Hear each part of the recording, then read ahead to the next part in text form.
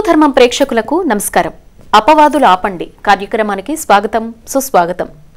గత కొద్ది కాలంగా బ్రహ్మకుమారీస్ సంస్థపై జరుగుతున్నటువంటి ఎన్నో విషయాల గురించి మనం వింటూనే ఉన్నాం. వాటి గురించి, ఆ సంస్థ గురించి అనేక వివరాలు అందించేందుకు ఇవాళ మనతో పాటు స్టూడియోలో సిద్ధంగా ఉన్నారు బ్రహ్మకుమారీస్ శ్రీలా గారు, అలాగే అంజలి గారు. వారు ఇరువురికి కూడా స్వాగతం చెప్పేద్దాం. నమస్తే అంజలి గారు, నమస్తే శ్రీలా గారు. ముందుగా అంజలి గారు, మీ సంస్థలో ఉన్న వాళ్ళంతా తెల్లని వస్త్రమే ఎందుకు ధరిస్తారు అనేది ఒకసారి తెలియజేయండి. సాధారణంగా ఎవరైతే వస్తారో, చదువు లేని వాళ్ళు వస్తారు, చదువుకున్న వాళ్ళు వస్తారు. సో చాలా వెరైటీ వాళ్ళు మన కేంద్రాలలో వస్తూ ఉంటారనమాట.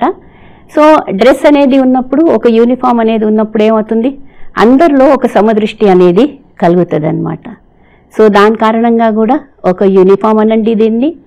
అలానే బ్రహ్మకుమారీస్లో ఇప్పుడు ఈ వైట్ డ్రెస్ ఏదైతే ఉందో ఇది ఒక పవిత్రతకు గుర్త.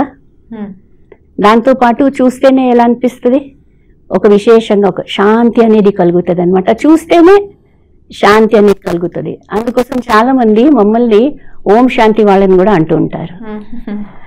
ఇంకా దీంతో పాటు ఈ డ్రెస్లో ఏమవుతుంది, చాలా కొన్నిసార్లు కొందరిని కలిస్తే వైట్ డ్రెస్లో కలుస్తారనమాట. అయితే మేము అడుగుతాం అనమాట, మీరు మమ్మల్ని కలవడానికి వైట్ డ్రెస్లో విశేషంగా వస్తున్నారా అని అడిగితే కొందరు ఏమంటారంటే, లేదు సిస్టర్, కొన్నాళ్ళ నుంచి, స్పెషల్లీ బ్రదర్స్ అనమాట, కొన్నాళ్ళ నుంచి మేము వైటే వేసుకుంటున్నాము అని అంటారు. బ్రహ్మకుమారీస్లో వచ్చేవాళ్ళు కాదు, నార్మల్గా ఎవరైతే జీవితం బ్రతుకుతున్నారో అటువంటి వాళ్ళు కూడా కొందరు బిజినెస్ చేస్తూ ఉండొచ్చు, జాబ్ చేస్తూ ఉండొచ్చు, రకరకాల ప్రొఫెషన్స్లో ఉండొచ్చు. కానీ మన దగ్గర వచ్చినప్పుడు, లేక జనరల్గా ఎప్పుడైనా కలిసినప్పుడు వైట్లో కనబడుతూ ఉంటారనమాట. అయితే అడిగినప్పుడు ఏమంటారంటే, లేదు సిస్టర్, కొన్నాళ్ళ నుంచి మాకు ఇంకా ఇవన్నీ వేరే వేరే డ్రెస్సెస్ వేసుకోవడం ఇష్టం వస్తలే, మాకు వైట్లోనే ఉండాలి అని అనిపిస్తుంది. అంటే ఇదేంటిది, ఒక విధమైన త్యాగభావం వచ్చేసిందనమాట. సో ఈ డ్రెస్లో ఒక త్యాగం అనేది కూడా కనబడుతుంది, ఒక సాధన కూడా కనబడుతుంది. మేము బ్రహ్మకుమారీస్ ఈశ్వరీయ విశ్వవిద్యాలయంలో చేరుకున్నాము, సరెండర్ అయిపోయాము. అందుకోసము ఇదొక విధమైన దీక్ష తీసుకున్నాము. అందుకోసం కూడా ఇదొక డ్రెస్ ఏదైతే ఉందో అలా సింపుల్గా, ఒక సింప్లిసిటీకి కూడా గుర్తు అనేది ఈ డ్రెస్ ఉంది. అంటారు కదా, సింపుల్ లివింగ్ హై థింకింగ్. ఈ రోజుల్లో కొంచెం డిఫరెన్స్ వచ్చేసింది అనమాట. ఏదైతే థింకింగ్ ఉందో, థింకింగ్లో కొంచెం నెగిటివిటీ అనండి, లేక చాలా స్ట్రెస్ ఉంది, లేక చాలా ఆలోచనలు ఏవైతే ఉన్నాయో చాలా వ్యర్థంగా ఆలోచిస్తున్నారు, వేస్ట్ ఆలోచిస్తున్నారు. అండ్ ఉండడం ఏదైతే ఉందో ట్రై చేస్తున్నారు అనమాట, చాలా చక్కగా కనబడాలి, ఫిట్ కనబడాలి. ఈ విషయంలో మీ అభిప్రాయం చెప్పండి శ్రీలా గారు. తెల్లని డ్రెస్ అనేటువంటిది మీరు చూసినట్టయితే సరస్వతీదేవిని కూడా శ్వేత వస్త్రధారిణి అని అంటారు. అండ్ ఇంకా అంతేకాకుండా పార్వతీదేవి కూడా తపస్సు, శివుడి కోసం తపస్సు చేసినప్పుడు కూడా శ్వేత వస్త్రధారిణిగా అయ్యి చల్లని నీళ్ళలో స్నానం చేస్తూ, సో చాలా చక్కగా వర్ణించడం జరిగింది. సో తపస్సులో ఉన్నటువంటి వాళ్ళు, విశేషంగా సాధన దీక్షలు ఉన్నవాళ్ళు తెల్లని వస్త్రాలు మన పురాణాల్లో కూడా అదే రకంగా చూపించారు. అయితే ఇందులో తప్పేమీ లేదు, బ్రదర్స్ అయితే ఎప్పుడు వేసుకుంటూనే ఉంటారు. ఇప్పుడు సిస్టర్స్ ఈ ఆర్గనైజేషన్లో అక్కయ్యలందరూ కూడా వేసుకుంటారు. కానీ అలా అని క్లాస్కి వచ్చే వాళ్ళందరికీ కంపల్సేషన్ ఏమీ లేదు. వాళ్ళు రోజంతా కలర్ డ్రెస్సే వేసుకుంటారు.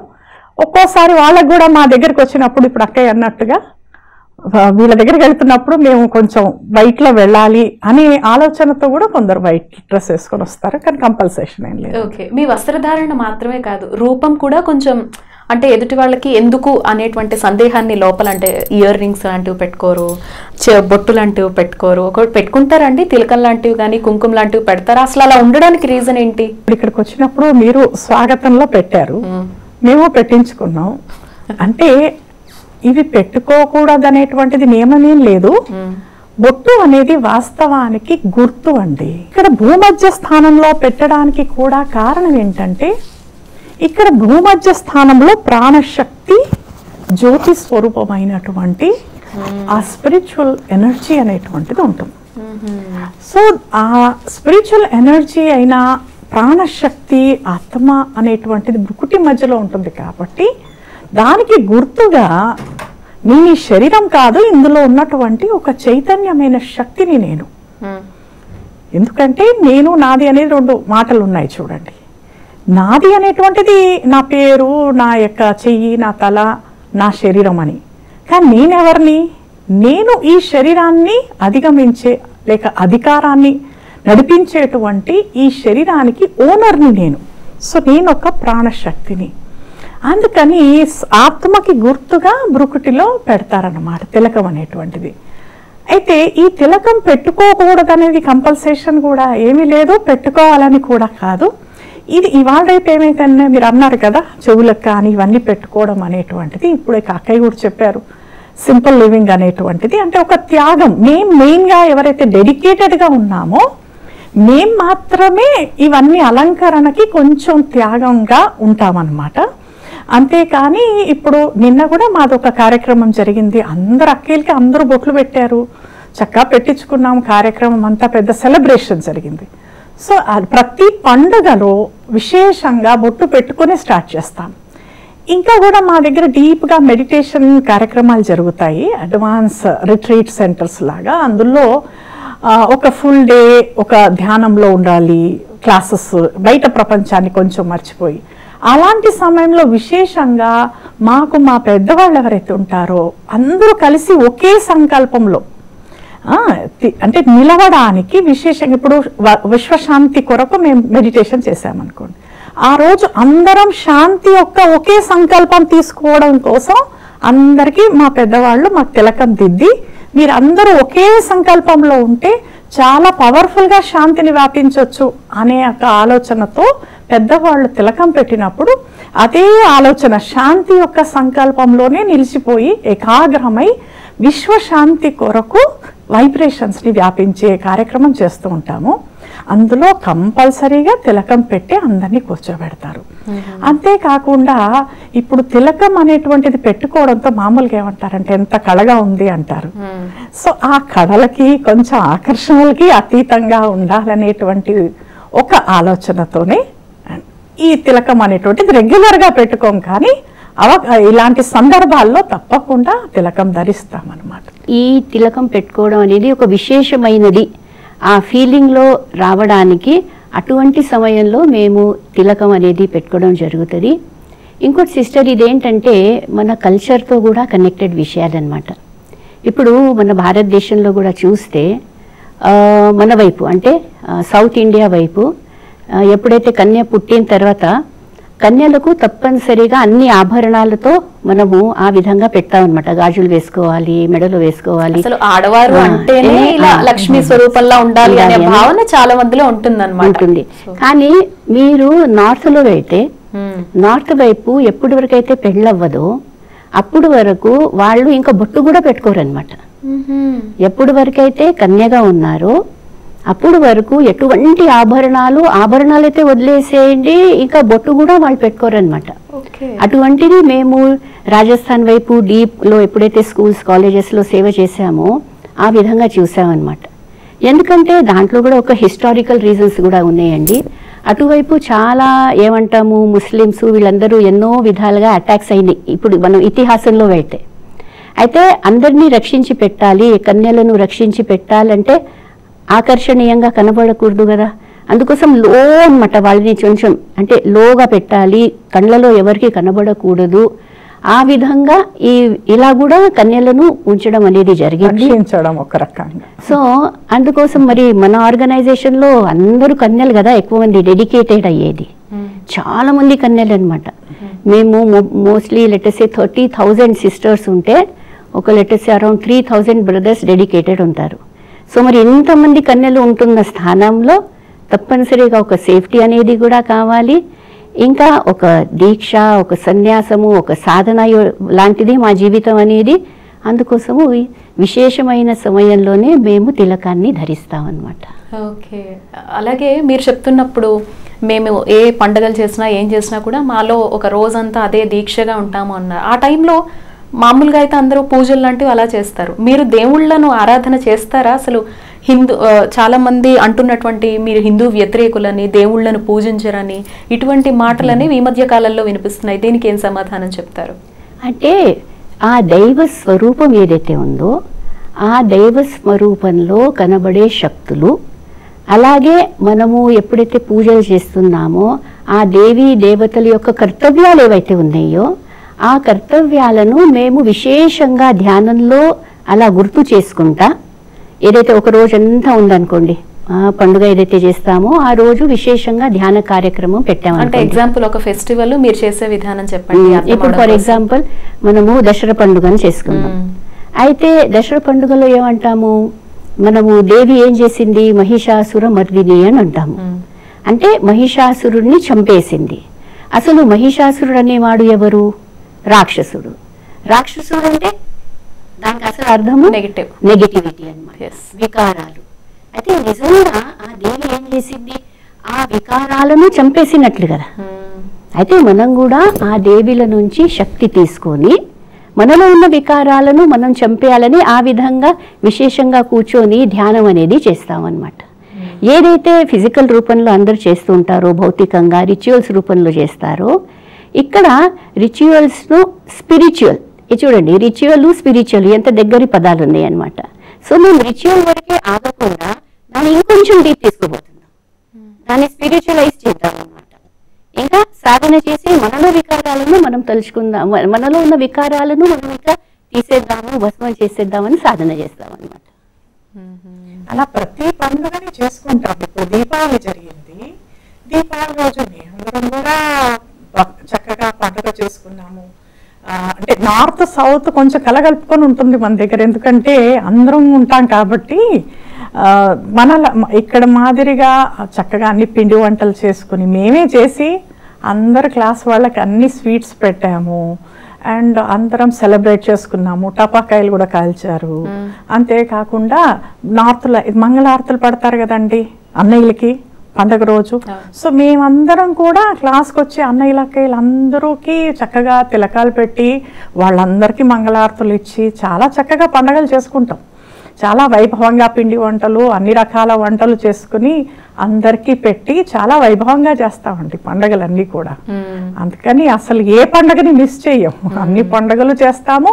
అండ్ అన్ని యాత్రలకు కూడా వెళ్తూ ఉంటారు అక్కయ్యలు కూడా. ఇప్పుడు మేమైనా తిరుపతికి వెళ్ళాము, ఎన్నిసార్లు వెళ్ళాము, అక్కడ కార్యక్రమాలు చేశాము. అక్కడ పద్మావతి యూనివర్సిటీలో క్లాసెస్ చెప్పడం కానివ్వండి, అలాగే ఈవో గారే మమ్మల్ని లోపలికి తీసుకుని వెళ్తామండి. సోమనాథ్ మందిరం వెళ్ళాము, తిరుపతికి వెళ్ళాము, యాదగిరిగుట్ట వెళ్ళాము. ఎక్కడికి వెళ్ళమని మేము తిరగని ప్లేస్ లేదు, దర్శించని మూర్తి లేదు. మరి ఎందుకు హిందూ వ్యతిరేకులు అనే మాట వచ్చింది అసలు? వాళ్ళు అనుకుంటున్న రీజన్స్? ఈ రోజు ఈ కార్యక్రమానికి వచ్చామంటేనే మేమెవరమో మీకు అర్థమైంది. ఈ కార్యక్రమం పేరే హిందూ ధర్మం. మరి దీంట్లో మేము ఈ రోజు హాజరయ్యామంటేనే దాని అర్థం మీకు తెలిసిపోయి ఉంటుంది. అసలు ఇది సనాతన ధర్మం యొక్క కల్చర్ ఏదైతే ఉందో ఆ కల్చర్ ఇక్కడ మీరు చూస్తే లక్ష్మీనారాయణలు ఉన్నారండి. అవునా? లక్ష్మీనారాయణలు అంటే ఎవరైనా అమ్మాయిని చూస్తేనే ఫస్ట్ మీరు ఇందాకే అన్నారు లక్ష్మీ కళగా అంటారు. సో లక్షణాలు చాలా చక్కగా ఉండాలి.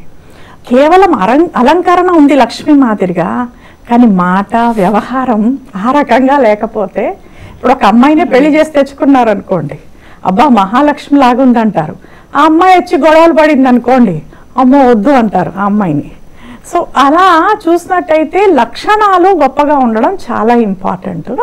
అయితే అలాంటి లక్షణాలని ధారణ చేయాలంటే ఈశ్వరీయ విశ్వవిద్యాలయంలో రెగ్యులర్గా శాంతంగా ఎలా ఉండాలి, నమ్రతతో ఎలా ఉండాలి, మధురంగా ఎలా ఉండాలి, ఎక్కడ వంగాలి, ఎక్కడ మన సలహాని ఇవ్వాలి, ఎక్కడ మనది ఏం నడవనప్పుడు ఎలా శాంతంగా మనం కూడా డిస్టర్బ్ అవ్వకుండా ఎలా మనల్ని మనం నడిపించుకోవాలి. సో అతి త్వరలో మనం ఎంత చక్కగా రామరాజ్యాన్ని ఈ సృష్టి పైన తీసుకురావచ్చు అనే లక్ష్యంతో పనిచేస్తున్నామండి. అంటే కేవలం ఊరికే మాటల్లో కాదు. ఎందుకంటే రామ్ రాజా రామ్ ప్రజ అంటారు. అంటే రాముడు మాదిరిగా రాజు కూడా ఉండాలి, ప్రజలు కూడా ఉండాలి. అందరూ అలాంటి లక్షణాలతో ఉంటేనే రామరాజ్యం వస్తుంది. ఊరికే మాట్లాడుతూ పోట్లాడుతూ ఉంటే రామరాజ్యం ఎలా వస్తుందండి? అందరిలో శాంత గుణము, మధురత, ఓపిక, ఎదుర్కొనే శక్తి, అన్ని రకాల శక్తులు గుణాలు రావాలి. సో అలాంటి శ్రీకృష్ణపురి అనండి రామరాజ్యం అనేటువంటి తీసుకురావాలనే లక్ష్యంతోనే ఫస్ట్ మన లోపల రామరాజ్యం రావాలండి. ఆ క్వాలిటీస్ ఇక్కడ మన మనసులో రామరాజ్యం వచ్చినప్పుడే బయట ప్రపంచంలో రామరాజ్యం తీసుకురావచ్చు. సో అలాంటి రామరాజ్యం అంటే మన మనసులో అంత శాంతి, అంత దివ్యత అనేటువంటిది మనం ఎక్స్పీరియన్స్ చేయాలి అనుక్షణం. అంటే ఇప్పుడు మనం ఏవైతే కొన్ని ఆచారాలు ఏవైతే పాటిస్తూ ఉంటాం కదా, అంటే రిచువల్స్, అయితే జనరల్లీ ఇప్పుడు ఈ రిచువల్స్ ఏవైతే ఉన్నాయో అవి మినిమంలో ఉన్నాయి అన్నమాట. అయితే కొందరికి ఏమనిపిస్తుంది అంటే వీళ్ళు ఏం చేస్తూనే లేరని అనిపిస్తుంది. కానీ అలా కాకుండా ఇప్పుడు ఫర్ ఎగ్జాంపుల్ మనం మందిరానికి వెళ్తాము, టెంకాయ ఏదైతే ఉందో కొడతాము. ఇప్పుడు ఇక్కడ టెంకాయ కొట్టండి, కానీ దాంతోపాటు ఎందుకు కొట్టాలి అనేది ఇప్పటి వరకు మనకు తెలుసా? కొడుతున్నాం, కానీ ఎందుకు కొట్టాలి? ఇప్పుడు ఫర్ ఎగ్జాంపుల్ నారియల్ అంటాం. ఇప్పుడు హిందీలో ఎక్కువ మన ప్రోగ్రామ్స్ అన్ని, మా కమ్యూనికేషన్ కొంచెం హిందీలో ఎక్కువ ఉంటుందండి, ఎందుకంటే అక్కడ నుంచి మొదలైంది కదా, నార్త్ నుంచి మొదలైంది. అయితే ఇప్పుడు నారియల్ అంటే ఏంటిది? నా ప్లస్ రియల్. ఏదైతే రియల్ లేదో అదేం చేయాలి? కొట్టేసి అహంకారాన్ని ఇంకా తీసేసి, నీలో ఉన్న అహంకారాన్ని. లోపల ఏదైతే ఆ నీళ్లు ఉన్నాయో దాన్ని ఏమంటున్నాం మనము? జస్ట్ కోకోనట్ వాటర్ బయట కొన్ని తాగుతాం, అలాగా అది కాదనమాట, అది తీర్థం అయిపోయింది. అంటే ఏమైంది? నిజంగా నీ జీవితం అనేది ఆ టెంకాయ లోపల ఏదైతే శుభ్రంగా ఉందో జీవితాన్ని ఆ విధంగా కూడా చేయాలి. ఎప్పుడు కూడా టెంకాయ కొట్టేటప్పుడు నా అహంకారాన్ని కూడా ఈ విధంగా నేను కొట్టేస్తాను అనే ఆ భావనతో చేస్తే అది నిజంగా మనకు ఏదైనా ప్రారంభం అనేది లభిస్తుంది అనమాట. అటువంటి భావాలు లేవనుకోండి, ఇంకా ఈ విధంగా ఓన్లీ ఒక రిచువల్ మాదిరిగా ఫిజికల్గా మెకానికల్గా చేస్తే ప్రాప్తం ఎంత ఉంటుంది? సో ఈ విషయాలన్నీ అర్థం చేయిస్తాము. ఇంకా వచ్చే వాళ్ళందరికీ ఆ విధంగానే మీ ఆచారాలను ఆ విధంగానే మీరు చేయండి, కానీ దీనిలో కొంచెం అడిషన్ చేయండి, మనోభావాలను, మంచి మనోభావాలను అడిషన్ చేయండి అనే విషయము చెప్పడం జరుగుతుంది అనమాట. ఓకే శీల గారు, మీరు ఇందాక మాట్లాడేటప్పుడు కూడా అన్నయ్య, బ్రదర్, సిస్టర్ ఇలా వాడుతూ ఉన్నారు. అంటే జనరల్గా మీరు ఈ పదాలను ఎక్కువగా ఉపయోగించడానికి కారణం ఏంటి? అలాగే ఒకవేళ మీ సంస్థలో భార్యాభర్తలు ఉంటారండి, ఉంటారా? ఓకే, మరి వాళ్ళిద్దరూ ఎలా పిలుచుకుంటారు? ఇలా రిలేషన్స్ని మెయింటైన్ చేయడానికి కారణం ఏంటి? అంటే ఇందులో ఇప్పుడు ఎలాగో ఒకలాగా పిలుచుకోవాలి కదా. ఇప్పుడు ఫారెన్ కల్చర్ ఏమైపోయిందంటే పేర్లు పెట్టి పిలుచుకోవడం అనేటువంటిది ఫారెన్ కల్చర్, ఇది మన దగ్గర కాదు. మిస్టర్ సో అండ్ సో అంటారు, మిస్టర్ సో అండ్ సో. అయితే అసలు ముందు రోజుల్లో, మన చిన్నప్పుడు రోజుల్లో అయినా సరే చూసుకున్నట్టయితే పక్కింటి వాళ్ళని అత్తయ్య గారండి, పెద్దమ్మ గారండి, చిన్నమ్మ గారండి, పెదనాన్నగారు, బాబాయ్ గారు ఇలా వరుసల్లోనే పిలుచుకునే వాళ్ళం అసలు చిన్నప్పుడు. ఈ మధ్య కొంచెం ఏదైనా కల్చర్ యొక్క కొంచెం ప్రభావం ఎక్కువైపోయి ఇలాగ పేర్లు పెట్టుకొని పిలుచుకోవడం అనేది ఒక కొత్త ట్రెండ్ స్టార్ట్ అయిపోయింది. కానీ ఇప్పుడు ఏదో ఒక రకంగా పిలుచుకోవాలి కదండి. సో మేము ఎవరైతే డెడికేటెడ్గా ఉన్నామో మాకు ఇంకా వేరే రిలేషన్స్ ఇక్కడ ఏమీ లేవు పర్సనల్గా, అవునా? సో అందుకని మేమందరము ఒకరికొకరము అక్కయ్య అన్నయ్య అనే పిలుచుకుంటూ ఉంటాము.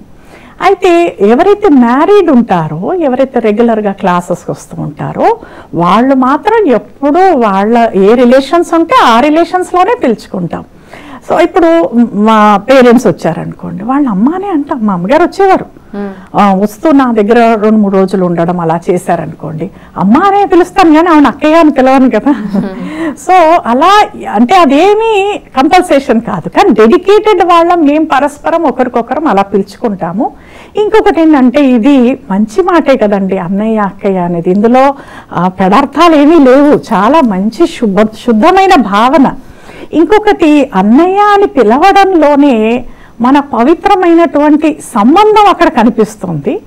అండ్ దాంట్లో ఏంటంటే వాళ్ళ భావాలు కూడా మన ప్రతి మారిపోయే అవకాశం ఉంటుంది, ఒకవేళ ఎవరికైనా వేరే భావాలు ఉన్నా. ఇది ఒక రకంగా సేఫ్టీ కూడా మనకి మంచిదండి ఇందులో. అయితే ఈ రకంగా ఒక్కోసారి కొందరు కొత్తగా వచ్చిన వాళ్ళు, అంటే హస్బెండ్ అండ్ వైఫ్ ఉన్నారనుకోండి, కొందరు వెంటనే కొద్దిగా హైపర్ అయిపోతూ ఉంటారు. వాళ్ళు ఏం చేస్తారంటే మమ్మల్ని కాపీ చేసి వాళ్ళు కూడా అన్నయ్య అక్కయ్య అనడం మొదలెట్టేస్తారు. వాళ్ళని మళ్ళీ మేము కొంచెం శాంతం చేసి, మీరు ఫ్యామిలీస్ లో ఉన్నారు, మీరు అలా పిలవద్దు, మాకు ఇక్కడ ఎటువంటి పర్సనల్ ఫ్యామిలీ లేదు కాబట్టి మేము అలా పిలుస్తాము, మీరు మాత్రం మీ రిలేషన్స్ లో ఎలా ఉందో అలాగే పిలుచుకోవాలి అని కొద్దిగా వాళ్ళకి అటెన్షన్ ఇప్పిస్తాం అంతే. దీనికి రిలేటెడ్ గానే ఒక క్వశ్చన్ అడుగుతాను, దయచేసి ఏం అనుకోకండి, అందరిలో ఉన్నటువంటి సందేహమే నేను కూడా అడుగుతున్నాను. అసలు బ్రహ్మకుమారీస్ అనేటువంటి సంస్థ ఏంటి? జనరల్గా సొసైటీలో ఉండే ఒపీనియన్ ఏంటంటే అమ్మా నాన్నలతో రిలేషన్ సరిగ్గా లేకపోయినా, భర్తతో రిలేషన్ సరిగ్గా లేకపోయినా, అనాథలుగా ఉన్న అలాంటి వాళ్ళందరినీ అక్కున చేర్చుకుంటారు అనేటువంటి మాట ఒకటి, లేదా ఇంట్లో సరిగ్గా ఏది కుదరినప్పుడు నేను బ్రహ్మకుమారీస్లో వెళ్ళి కలిసిపోతాను అని మాట్లాడే మాట, ఇవన్నీ నిజమేనా అసలు? లేకపోతే బ్రహ్మకుమారీస్ అనేది ఏంటి? ఇంతమంది ఎంతమంది వచ్చినా స్వాగతించేంత ఆర్థిక స్తోమత ఎక్కడి నుంచి వస్తుంది? చాలా చక్కని ప్రశ్న అడిగారు మీరు. ఎందుకంటే చాలా మంది కన్ఫ్యూజన్ ఉంటుంది అన్నమాట. అంటే ఎలా ఇప్పుడు మీరు అడిగారు కదా, మాకు కొన్నిసార్లు ఫోన్లు కూడా వస్తాయి, మా ఇంట్లో ఫలానా వాళ్ళు ఉన్నారు, ఇంకా చాలా డిస్టర్బెన్సెస్ అవుతున్నాయి, వాళ్ళని ఎక్కడో పెట్టాలనుకుంటున్నాం, మరి మీ దగ్గర మేము అడ్మిషన్ తీసుకుంటారా, మమ్మల్ని అటువంటి వాళ్ళని తీసుకుంటారా అని ఫోన్స్ వస్తుంటాయి అన్నమాట.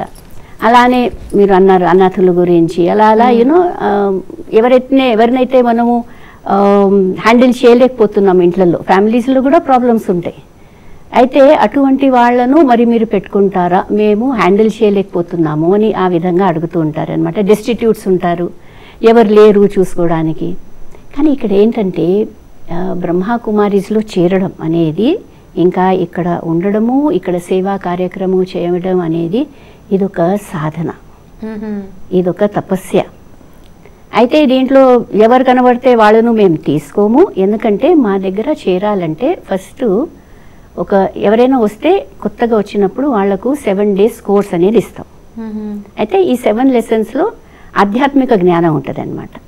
ఆత్మ ఏంటిది, పరమాత్ముడు అనేవాడు ఎవరు, ఈ కాలచక్రం ఏముంది, కర్మల సిద్ధాంతం ఏంటిది, ఇదన్నీ ఎక్స్ప్లెయిన్ చేసి ఇప్పుడు మీరు సాధన అనేది చెయ్యాలి. ఏం సాధన చేసేది ఉంది, ఈ మనోవికారాలు ఏవైతే ఉన్నాయో అవన్నీ తొలగించుకోవాలి. దేని సాధన మీరు చేయాలి.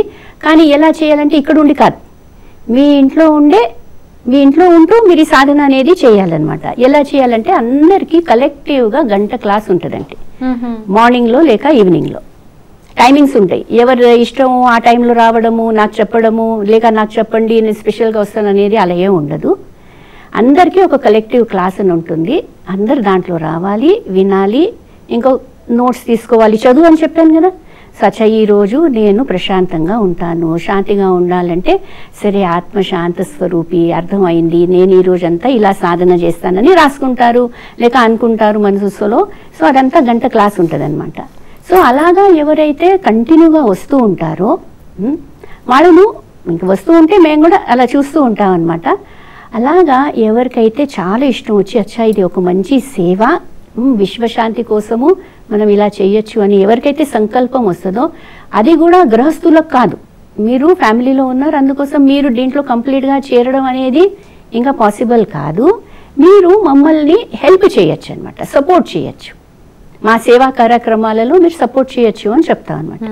ఇంకా ఎవరైతే ఇప్పుడు కుమారులు ఉంటారు, ఇంకా కుమారులు ఉంటారు, అంటే ఇంకా పెళ్లి చేసుకోలే అండ్ ఇంకా వాళ్ళకు ఇష్టం ఉంది ఇప్పుడు ఒక డెసిషన్ తీసుకోవాలి లైఫ్లో, అయితే నేను ఇలా ఈ జీవితం అనేది నేను ఈ విధంగా ఉండాలనుకుంటున్నాను అని అనుకుంటే నేరుగా వాళ్ళు వస్తే కూడా తీసుకోము. వాళ్ళ యొక్క ఫ్యామిలీ మెంబర్స్ ఎవరైతే ఉన్నారో ఫస్ట్ వాళ్ళపైన ఎవరు డిపెండెంట్ ఉండకూడదు. ఒకవేళ ఇంట్లో బాబు ఉన్నాడు అనుకోండి, ఆ బాబు యొక్క ఏదైతే జాబ్ ఉందో ఆ జాబ్ పైన వాళ్ళ పేరెంట్స్ డిపెండెంట్ ఉన్నారు. ఇంకా ఆయనకి ఇష్టం వస్తుంది ఇంకా నేను బ్రహ్మకుమారీస్లో చేరి సేవ చేస్తాను అని, అయితే మేము మరి ఆ బాబు ఇక్కడ వచ్చేస్తే మరి పేరెంట్స్ని ఎవరు చూసుకోవాలి? సో ఆ విధంగా తీసుకోము. ఇంకా ఇక్కడ తీసుకోవడం అనేది ఏదో జస్ట్ వచ్చేసి ఉండిపోవడం అనేది కాదు. మాకంటూ టోటల్ ఒక అప్లికేషన్ ఫామ్ ఉంటుంది, పేరెంట్స్ ఒక లెటర్ ఇవ్వాలి, దాంట్లో వాళ్ళ సిగ్నేచర్స్ ఉంటాయి, ఇవన్నీ ప్రొసీజర్స్ ఉంటాయి అన్నమాట. ఇవన్నీ ప్రొసీజర్స్ ఎవరైతే వాళ్ళ పేరెంట్స్ కూడా యాక్సెప్ట్ చేయాలి, అవన్నీ యాక్సెప్ట్ చేసిన తర్వాత వాళ్ళు మన ఉండడానికి రావచ్చు అనమాట. అది కూడా దాంట్లో కూడా మీరు చూడండి, ఎందుకంటే అడ్జస్ట్ అవ్వడానికి అవ్వాలి కదా. అడ్జస్ట్ అవ్వకుండా వాళ్ళు వెళ్ళిపోతాము అంటే పంపించేస్తారు. ఎస్, హ్యాపీగా ఓకే మంచిది, ఇప్పుడే మీరు నిర్ణయం తీసుకున్నారు, వెరీ నైస్. ఇంకా అందుకోసము లేదు ఈ లైఫ్ స్టైల్, ఇది కూడా ఒక లైఫ్ స్టైల్. ఇంకో ఈ లైఫ్ స్టైల్ ఎలా ఉందంటే ఇంకా ఎవ్రీ టైం అవైలబుల్, ఆర్మీ లాంటి లైఫ్ స్టైల్ అనుకోండి. ఏ పూటనో ఎప్పుడైనా 24/7 అంటాం కదా, అటువంటి లైఫ్ స్టైల్ అనమాట. Every time you should be available. కానీ అంటే రాత్రి పూటలలో ఎవరు డిస్టర్బ్ చేయరు మనకు, ఎందుకంటే మనం మార్నింగ్ లేసి మెడిటేషన్ ఇవన్నీ మన కార్యక్రమాలు ఉన్నాయి. మా దగ్గర రాత్రి 10 o'clock 10 तो करो बस టైం మేనేజ్మెంట్ బై 10 ఇంకా అందరం అన్ని యాక్టివిటీస్ కంప్లీట్ చేసేసి ఇంకా పండుకోవాలి, ఎందుకంటే మార్నింగ్ లేవాలి కదా 3:30. సో అంటే చాలా డిసిప్లిన్డ్ రొటీను, చాలా డిసిప్లిన్డ్ యాక్టివిటీస్, చేరడం కూడా చాలా డిసిప్లిన్తో. ఇంకా మేమే కాదు, మా పెద్దవాళ్ళు ఎవరైతే ఉన్నారో వాళ్ళు కూడా సైన్ చేయాలి. 3 levelsలలో సైన్ అవుతుంది. అంటే 3 levelsలలో ఓ వ్యక్తి ఎవరైతే రావాలనుకుంటున్నాడో అతని యొక్క స్క్రీనింగ్ అవుతుంది. అప్పుడు ఫ్రీ ఆఫ్ కాస్ట్ అంటే వీటన్నిటికీ ఫినాన్షియల్ సపోర్ట్ ఎలా? అదే మోస్ట్ వండర్ఫుల్ థింగ్ అనమాట. ఇప్పుడు వెరీ ఒక విధంగా చూస్తే సింపుల్ కూడా, ఒక విధంగా అనుకుంటే ఇలా కూడా జరుగుతుందా అని అనిపిస్తుంది అనమాట. ఎందుకంటే ఇక్కడ మనదంటూ ఒక అంటే క్లాస్ రూమ్లో ఒక డొనేషన్ బాక్స్ అంటూ ఉంటుంది అనమాట. ఎవరికి ఏ విధంగా అనిపిస్తుందో వాలంటరీలీ, పైన ఏదో ఒత్తిడి పెట్టి ప్రెషర్ పెట్టి ఇంత చేయాలి అంత చేయాలనేది ఏమీ ఉండదు. వాలంటరీలీ మీరు కాంట్రిబ్యూట్ చేస్తారు. ఇంకా ఆ కాంట్రిబ్యూషన్స్తోనే మన కార్యక్రమాలన్నీ నడుస్తాయి. ఇప్పుడు దాంతోపాటు ఏదో కార్యక్రమం ఉందనుకోండి, ఇప్పుడు రేపే ఫర్ ఎగ్జాంపుల్ రేపు 16th ఒక ఎడ్యుకేషన్ వాళ్లకు ప్రోగ్రామ్ పెడుతున్నాం. ఎడ్యుకేటర్స్ సింపోజియం అంటే టీచర్సు ఇంకా దాంతోపాటు లెక్చరర్స్ వాళ్ళందరికీ ప్రోగ్రామ్ పెడుతున్నాము. శాంతి సరోవర్ గచ్చిబౌలిలో మనది ఒక పెద్ద రిట్రీట్ సెంటర్ ఉంది. అయితే ఎప్పుడైతే ఇది చెప్పామో ఏం చేస్తారు కొందరు, సిస్టర్ నాకు తెలిసిన వాళ్ళు ఒకరు ఉన్నారు, వాళ్ళ దగ్గర మనము తక్కువ ధరలో నోట్ ప్యాడ్స్ కావాలి, పెన్స్ కావాలి, తక్కువ ధరలో ఆ విషయాలన్నీ మనం కొనుక్కోవచ్చు. సో ఏమైంది, ఒక హెల్ప్ అయిందా? కొందరు ఏమంటారు, లేదు ఇది అవసరమా, ఓకే భోజనాలు పెట్టాలి, అన్నదానం నడుస్తుంటుందా మన దగ్గర. టోటల్గా దానం చేయడం అంటే ఇంకా మనం దాంట్లో ఫస్ట్ అనమాట. సో అలాగా అన్నదానం కార్యక్రమం అనుకొని చాలామంది హెల్ప్ చేస్తూ ఉంటారు. సో ఈ విధంగా ఇక్కడ కార్యక్రమాలు ఏవైతే ఉన్నాయో ఈ విధంగా నడుస్తూ ఉంటాయి. ఇంకోటి మన ఏదైతే ఫైనాన్షియల్ ఆస్పెక్ట్స్ ఉన్నాయో మనకు ఎటువంటి ఏమంటారు దానికి ట్యాక్స్ అవన్నీ ఏమీ లేవన్నమాట. సో గవర్నమెంట్ కంప్లీట్గా వెరీ ఏమంటారు ట్రాన్స్పరెంట్గా మా యొక్క ఫైనాన్షియల్ ఆపరేషన్స్ అన్నీ కూడా నడుస్తూ ఉంటాయి అన్నమాట. ఎందుకంటే మనకు ట్యాక్స్ అనేది పడతలేదు అని సేవ చేస్తున్నారు, సేవ చేసే వాళ్ళపై ఇంకా ట్యాక్స్ వేస్తే ఎలాగా. సో అందుకోసం అన్ని విధాలుగా మా ఫైనాన్షియల్స్ అన్నీ ఓపెన్ ఉంటాయి. ఎవరికి ఏ విధంగా సేవ అనేది చేయడానికి వీలవుతుందో in kind maybe in cash, whatever cash cheque whatever ఆ విధంగా సేవ అనేది చేస్తూ ఉంటారు. ఇంకో విచిత్రమైన విషయం ఏంటంటే ఇక్కడ ఈ ఈశ్వరీయ జ్ఞానాన్ని వింటూ నెమ్మదిగా ఏమవుతుంది, ఈ డిసిప్లిన్స్ అన్నీ పాటిస్తూ మెడిటేషన్లో మంచి శాంతి అనేది కలుగుతుందన్నమాట. అప్పుడు లెటర్సే నేను స్మోకింగు ఇటువంటి అలవాటు ఉండేవాడిని ఉన్నాను అనుకోండి, ఏమవుతుంది ఈ అలవాట్లన్నీ పోతాయి అన్నమాట. అయితే సేవింగ్ అవుతుందా లేదా? సో అవుతుందా? సో వేస్ట్ ఏదైతే పోయేదో అదేమైంది, వేస్ట్ పోకుండా అయింది. అప్పుడు నాకు ఒక థ్యాంక్స్ వస్తుందా, అవును నాకు ఈ మెడిటేషన్ కారణంగా చాలా ప్రశాంతత అనిపిస్తుంది, నాలాంటి వాళ్ళు ఎంతోమందికి సేవ చేయాలి.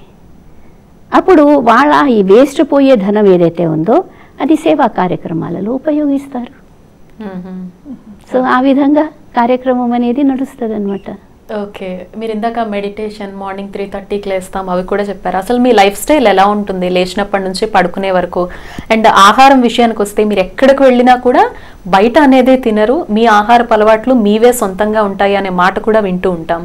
సాత్విక ఆహారం తీసుకుంటారు అని వింటాము. ఏంటి సాత్విక ఆహారం అంటే? అసలు మీ జీవన విధానం ఎలా ఉంటుంది? దీంట్లో మీరు ఫస్ట్ ప్రశ్న అడిగారు కదక్కయ్య, లైఫ్ స్టైల్ ఎలా ఉంటుంది.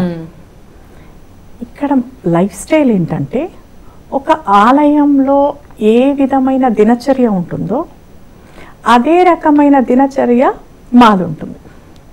అసలు మనం ఆలయాలు పెట్టుకున్నదే ఎందుకంటే ఒక ఆదర్శవంతమైనటువంటి దినచర్యని పెట్టుకోవడానికి.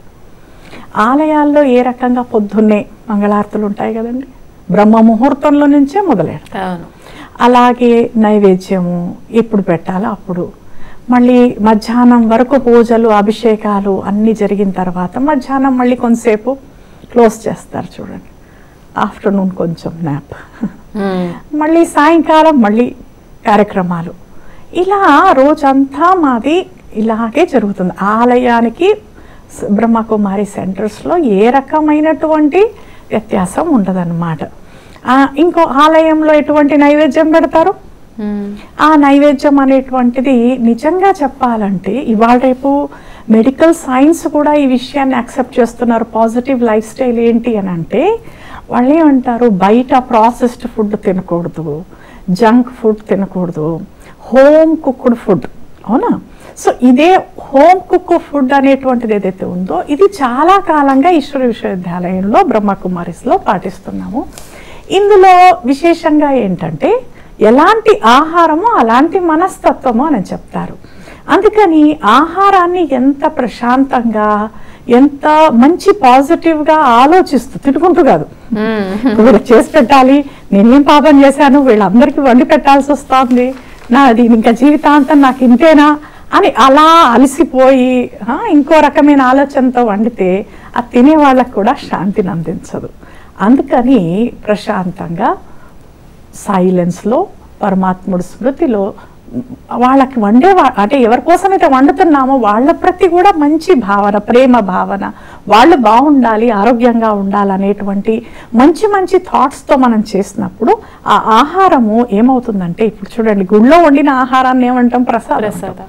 సో అలా మనము ఇంత ప్రసాదం తింటాం కదా, ఒకవేళ మనం తినే భోజనం అంతా ప్రసాదం అయిపోతే మనకెంత పుణ్యం లభిస్తుందండి. సో ఎందుకని మనం ఆ రకంగా మొత్తం ప్రసాదమే వండుకొని ఎందుకు తినకూడదు? సో దీంట్లో తప్పకుండా సాత్వికం, ప్రసాదం అంటేనే సాత్వికం అండి.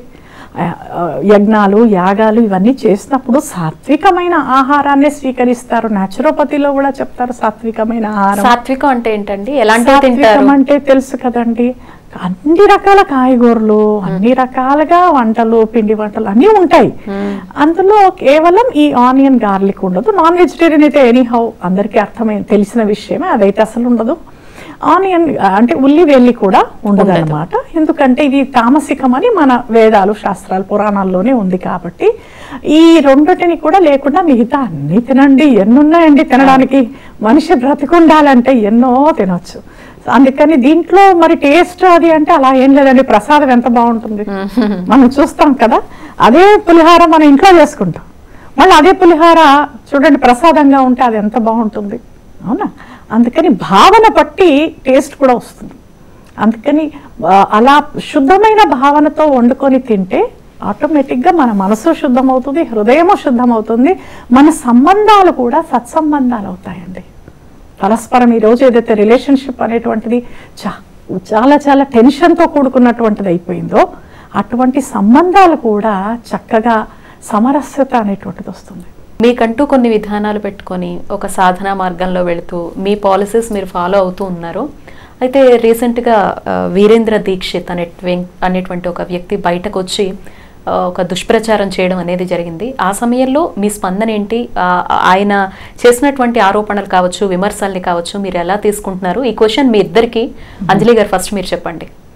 అయితే ఇప్పుడు వీరేంద్ర దీక్షిత్ గారు అంటే బ్రహ్మకుమారీస్ యొక్క ఏదైతే ఈ శిక్షణ కార్యక్రమం ఉందో, నేను చెప్పాను చూడండి, మార్నింగ్ వచ్చి ఫస్ట్లో ఏం చేస్తారు, బయట నుంచి ఇలా మార్నింగ్ వచ్చి క్లాసెస్ వినడము ఇవన్నీ చేస్తారు కదా, వారు కూడా ఆ విధంగానే మొదలుపెట్టారు.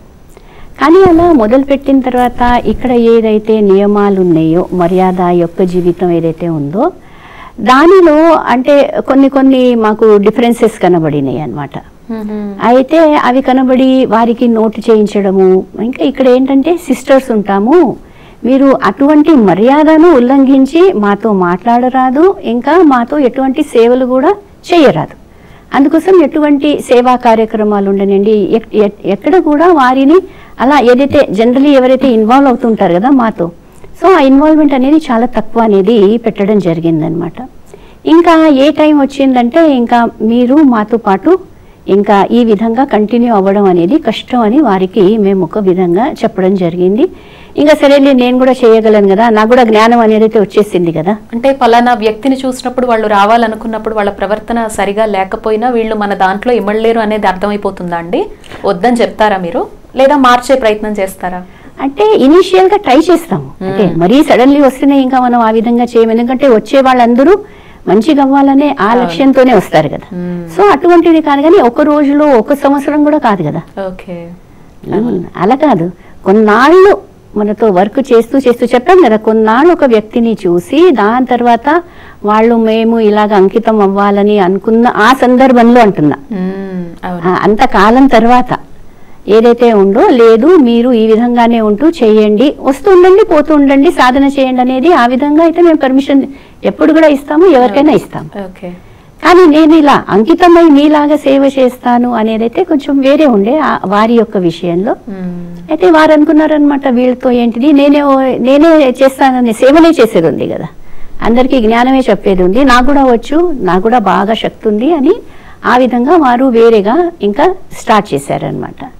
ఇంకా చేస్తూ చేస్తూ చేస్తూ ఇంకా కొన్నాళ్లకు చాలా అంటే ఇంకా అంటే వారి ఏదైతే ఆర్గనైజేషన్ అనేది పెట్టడం జరిగిందో ఇంకా దాంట్లో ఏ విధంగా చాలామంది కొందరు రావడము చేయడము అలా ఏదైతే నడిచిందో ఇంకా బ్రహ్మకుమారీసు ఇంకా వారికి వీరు మా బ్రహ్మకుమారీస్ ఈశ్వరీయ విశ్వవిద్యాలయం కాదు అని కూడా మేము చెప్పడం జరిగింది లాంగ్ బ్యాక్. అయితే వారు తన యొక్క ఏదైతే ఆర్గనైజేషన్ ఉందో దానికి ఆధ్యాత్మిక విశ్వవిద్యాలయం అని పేరు పెట్టుకున్నారు. ఇంకా కానీ ఆ విషయంలో కూడా ఈ ఏదైతే హైకోర్టులో మీరు విశ్వవిద్యాలయం అంటే యూనివర్సిటీ, సో అటువంటి పేరు మీరు పెట్టుకోరాదని కూడా చెప్పడం జరిగితే అప్పుడు ఆధ్యాత్మిక విద్యాలయం అని పేరు పెట్టుకొని వారి కార్యక్రమాలు ఏవైతే ఉన్నాయో వారు చేసుకుంటూ పోయారు. కానీ ఆ కార్యక్రమాల్లో ఎక్కువ అంత భ్రష్టాచారం అలానే ఉండే. ఇంకా ఎప్పుడు కూడా మనం చేసిన కర్మలు మన ముందు ఒక రోజైనా బయట వస్తాయి. సో ఆ విధంగా అక్కడ ఏదైతే నెగిటివ్ విషయాలన్నీ జరిగినాయో అవన్నీ బయటపడము, పోలీసులు రావడము, సిబిఐలో కేసు పోవడము అవన్నీ జరిగినాయి అన్నమాట. మీరేం చెప్తారు శీలా గారు ఈ విషయంలో? ఈ విషయంలో ఏంటంటే ఇది ఒక అపార్థం అన్నమాట. ఒక అపార్థం ఏంటంటే ఇప్పుడు ఈ బ్రహ్మకుమారీస్ ఆర్గనైజేషన్ అనేటువంటిదకే ఇది వరల్డ్ వైడ్గా చాలా పెద్ద సంస్థ. ఇది ఎన్నో వేల శాఖలు ఉపశాఖలు ఉన్నాయి. అయితే ఇది యునైటెడ్ నేషన్స్లో కూడా అఫిలియేటెడ్ అయ్యి కన్సల్టేటివ్ స్టేటస్ ఉంది, యుఎన్లో ఆఫీస్ ఉంది మనకి బ్రహ్మకుమారీస్గా. సో ఏదైనా ఆర్గనైజేషన్ని చాలా క్షుణ్ణంగా పరిశీలించిన తర్వాతనే ఇంత లెవెల్లో అడ్వైజరీగా వాళ్ళు తీసుకుంటారు. అయితే ఇవేంటంటే అపార్థం ఎక్కడ జరుగుతుందంటే ఇక్కడ అపార్థం అనండి అపవాదులు ఎందుకు వస్తున్నాయి అంటే ఈ సైడ్లో ఇప్పుడు వాళ్ళు డిసిప్లిన్లో నడుచుకోలేకపోయారు కాబట్టి ఏం చేస్తాము, మాకు వాళ్ళకి ఎటువంటి సంబంధం లేదని అలా ఒకరు ఇద్దరు ముగ్గురు నలుగురు ఐదుగురు వస్తారు కదండి. ఈ డిసిప్లిన్స్లో మాత్రం నడుచుకోలేకపోవడం వలన వాళ్ళని ఇంకా ఈ ఆర్గనైజేషన్ నుంచి అంటే పంపించేయడం జరిగింది. అదేంటంటే చూసేవాళ్ళు వాళ్ళు మీరు ఒకటే అనేటువంటి ఒక అపవాదం ఉందన్నమాట అక్కడ. సో దానివల్ల వచ్చేటువంటి అపవాదాలు ఆ మిస్అండర్స్టాండింగ్ వల్ల ఈ ఆర్గనైజేషన్ కూడా అలాగే అని అనుకుంటున్నారు. ఎందుకంటే వాళ్ళు అక్కడ చెప్పేది కూడా ఇక్కడ కొన్ని నాలెడ్జ్ పాయింట్స్ తీసుకొని దాన్ని మలుచుకొని వాళ్ళకు అనుకూలంగా చెప్పడం అనేటువంటిది చేస్తున్నారనమాట. అది చూసి కొన్ని పాయింట్స్ సేమ్ ఉన్నాయి కదా, అయితే మీ బ్రహ్మకుమారీస్ కూడా వాళ్ళు కూడా ఒకటే అనుకుంటున్నారు. కానీ వాళ్ళు ఇక్కడ నడుచుకోలేక పాపం, ఎందుకంటే ప్రతి ఆత్మది ఒక కెపాసిటీ ఉంటుంది. సో వాళ్ళకి ఇంత డిసిప్లిన్స్లో నడుచుకునే కెపాసిటీ లేకనే ఇక్కడ నుంచి పంపించేశారు. కాబట్టి మరి వెళ్ళిన తర్వాత వాళ్ళు ఈ డిసిప్లిన్స్ ఆ లెవెల్లో అయితే పాటించలేరు కదా, బలహీనతలు అలాగే కంటిన్యూ అయ్యాయి. కాబట్టి అవి ఎంత లెవెల్లో అంటే చూడండి, మీరు వింటున్నారు ఇప్పుడు అక్కయ్య ద్వారా ఏ లెవెల్ వరకు వెళ్ళిపోయింది. సో సమాజానికి ఒక పెద్ద సమస్యగా ఈరోజు అయిపోయారు వాళ్ళు. అయితే దానికి దీనికి ఎటువంటి సంబంధం లేదు. ఎవరైనా చాలా సేఫ్గా ఇప్పుడు అక్కయ్య అయినా సరే వాళ్ళ అమ్మగారిని తోడుగా పెట్టుకొని వారికి సేవలు అందిస్తున్నారు. మన ఆర్గనైజేషన్లో ఇక్కడ హైదరాబాద్లోనే మన పెద్ద ఏదైతే రిట్రీట్ సెంటర్ ఉందో అక్కడ 5-6 మంది బ్రదర్స్ అండ్ సిస్టర్స్ వాళ్ళ పేరెంట్స్ని తెచ్చిపెట్టుకుని వాళ్ళు సేవలు చేస్తున్నారు. రోజు వీల్ చైర్ పట్టుకొని ఫ్రీ టైంలో సేవ చేస్తారు. తర్వాత మిగతా టైంలో వాళ్ళ పేరెంట్స్ని చక్కగా వీల్ చైర్లో తీసుకెళ్ళి డైనింగ్లో భోంచేయించి తీసుకొచ్చి పెట్టి అన్నీ మా పెద్దక్కయ్య గారు చాలా చక్కగా వాళ్ళ పేరెంట్స్ని వాళ్ళ పిల్లలు కూడా చక్కగా పెట్టుకుని ఒక దగ్గర సేవా కార్యక్రమాల్లో అందరూ పార్టిసిపేట్ చేస్తారు. సో అందుకని ఇది చాలా విశాలమైన ఆర్గనైజేషన్, చాలా చాలా ఫ్రీగా, అసలు బయటికి వెళ్ళలేరు, ఆరోగ్యాలు పాడైపోతే బయటికి పంపించరు, అట్లా ఏం లేదండి. నేనే చెప్తున్నాను, ఇక్కడ మాకు కొన్ని హాస్పిటల్స్తో చక్కటి టైఅప్ ఉంది. ఎప్పుడైనా ఎవరైనా సిస్టర్ కానీ ఎవరైనా బ్రదర్ కానీ వాళ్ళంతటగా వాళ్ళు వెళ్ళిపోయి ఏదంటే అది చూపించుకొని వచ్చేయచ్చండి. అలాంటి మాకు ఫెసిలిటీ కూడా ఉందన్నమాట. సో అంత ఫ్రీగా ఉంటుంది. ఇప్పుడు ఎక్కడికైనా మేము వెళ్ళొచ్చు. మాకు ఎటువంటి బంధాలు అలాగే. ఇప్పుడు మా అన్నయ్య గారు ఉన్నారు, మా బ్రదర్, నేను ఇద్దరు అందులో ఉన్నాము. కానీ మా సీనియర్ దాది గారు ఏం చెప్పారంటే, ఇద్దరు వస్తే పేరెంట్స్కి ఇబ్బంది అవుతుందని చెప్పేసి మౌంట్ ఆబుల్లో ఉన్న మా అడ్మినిస్ట్రేటివ్ హెడ్ ఎవరైతే దాది గారు ఉన్నారో వారు చెప్పారు, నీ బ్రదర్కి డైరెక్ట్గా చెప్పారు, నువ్వు ఇక్కడ ఉండడానికి వీల్లేదు, అమ్మ నాన్న ఇబ్బంది పడతారు, వాళ్ళు షాక్ అయిపోతారు ఇద్దరు వచ్చేస్తే, అందుకని చెల్లె ఉండనివ్వండి, ఎందుకంటే సిస్టర్స్ ఉంటారు ఎట్లా. సో నువ్వు మాత్రం వెళ్ళిపోయి అమ్మ నాన్న సేవ చేయాలి అని చెప్పి ఆవిడ పంపించేస్తే నిజంగానే అన్నయ్య అమ్మ నాన్న పోయే వరకు దగ్గర పెట్టుకొని వాళ్ళ సేవలు చేస్తారు. యాక్చువల్లీ చూడాలంటే మా ఫ్యామిలీ ఏదైతే ఉందో, అంటే ముందు ఇంట్లో ఒక 2-3 సిస్టర్ బ్రదర్స్ ఇంకా పేరెంట్స్తో ఉండేవాళ్ళు అనమాట. ఇప్పుడు నిజంగా చూడాలంటే మా ఫ్యామిలీ అనేది చాలా విశాలంగా అయిపోయింది. ఎంతో మంది బ్రదర్స్ సిస్టర్స్తో మేము ఇప్పుడు ఉంటున్నాము, ఎంతో మందితో కనెక్షన్ ఉంది. ఇంకా అసలు చారిటీ బిగిన్స్ అట్ హోమ్ అని అంటారనమాట. ఏదైనా మంచి కార్యక్రమం చేయాలంటే ఇంటితో మొదలు పెట్టాలి.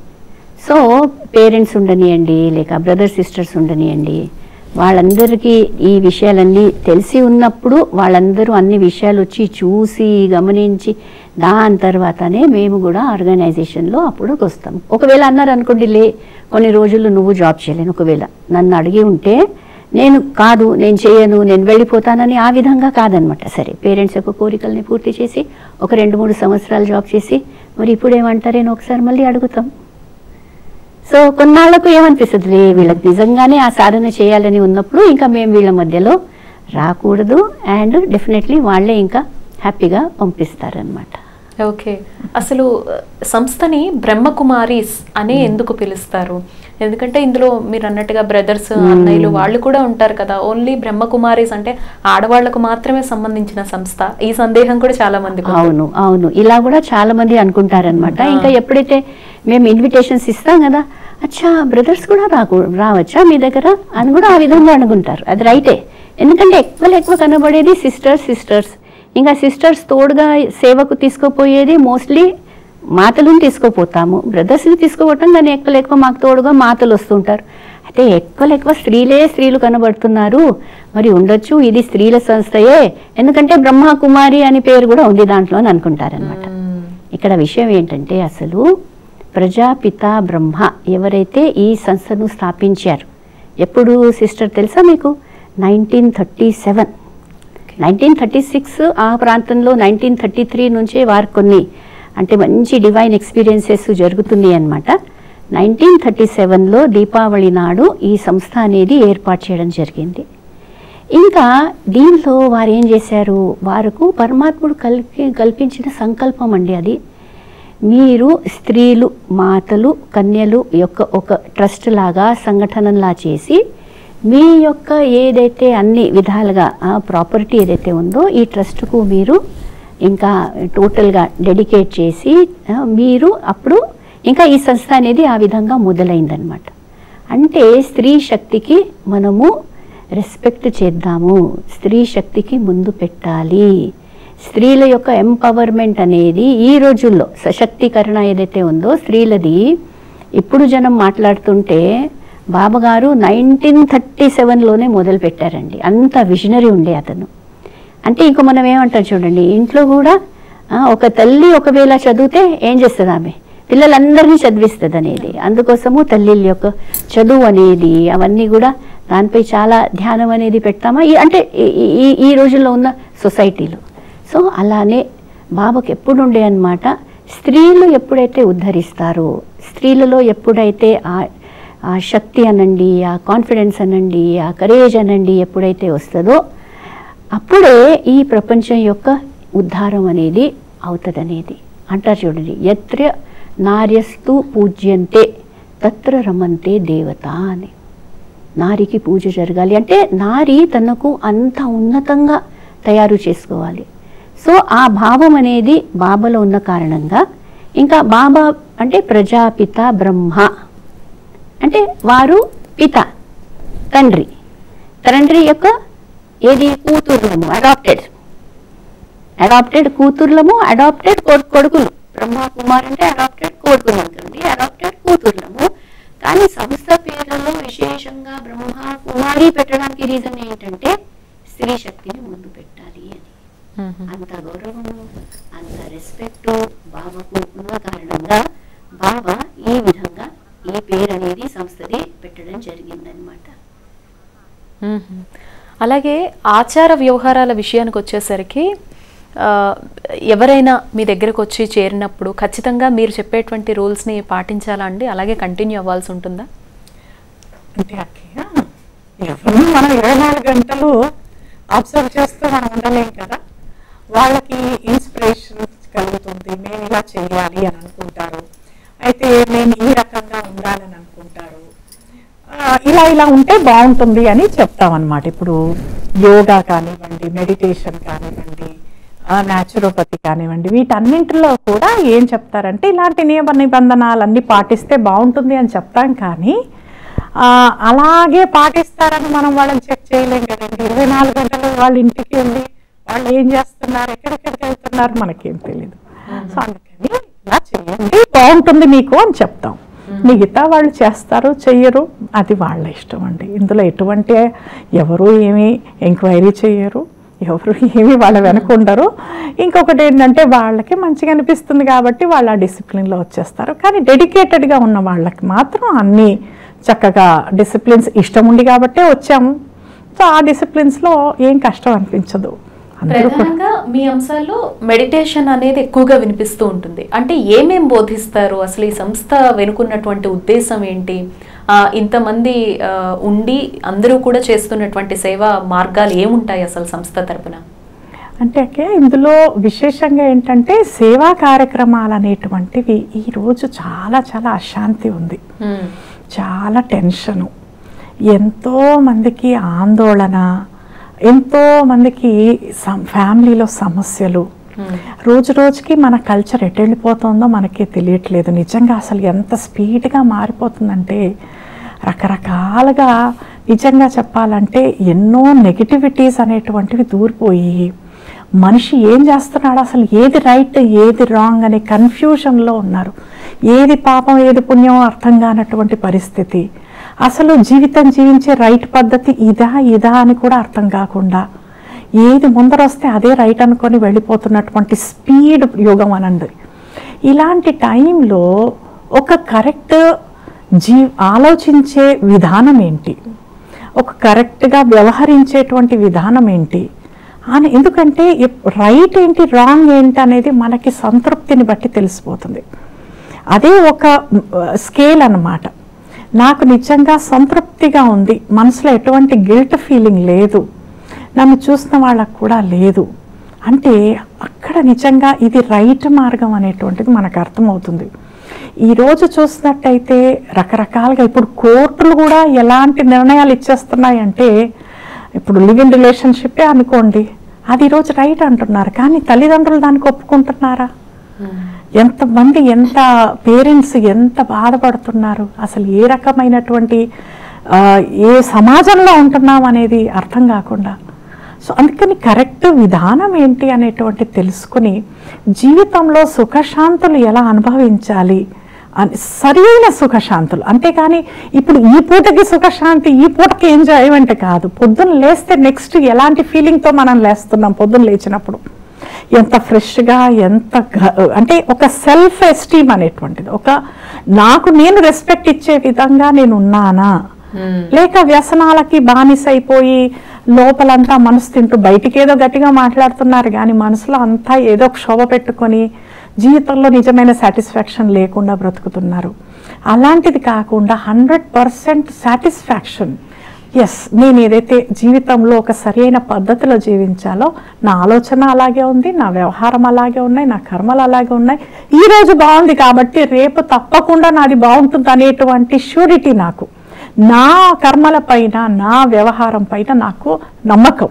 సో అలాంటి నమ్మకం అనేటువంటిది మనపైన మనం కలిగించడానికి ఈ జ్ఞాన మార్గం అనండి ఈశ్వరి విశ్వవిద్యాలయంలో అలాంటి స్వయం పైన కంట్రోల్ అనేటువంటిది వచ్చే సేవా కార్యక్రమాలు జరుగుతూ ఉంటాయి. తప్పకుండా అండి. అంజలి గారు, షీలా గారు, చాలా చాలా ధన్యవాదాలండి. చక్కనైనటువంటి విశేషాలని తెలియజేసి సంస్థకు సంబంధించి ఉన్నటువంటి అనేక సందేహాల్ని నివృత్తి చేశారు. ధన్యవాదాలండి మీ ఇద్దరికీ కూడా. ఇది ఇవాల్టి ప్రత్యేక కార్యక్రమం అపవాదులు ఆపండి. మరొక కార్యక్రమంతో మళ్ళీ కలుద్దాం. నమస్తే.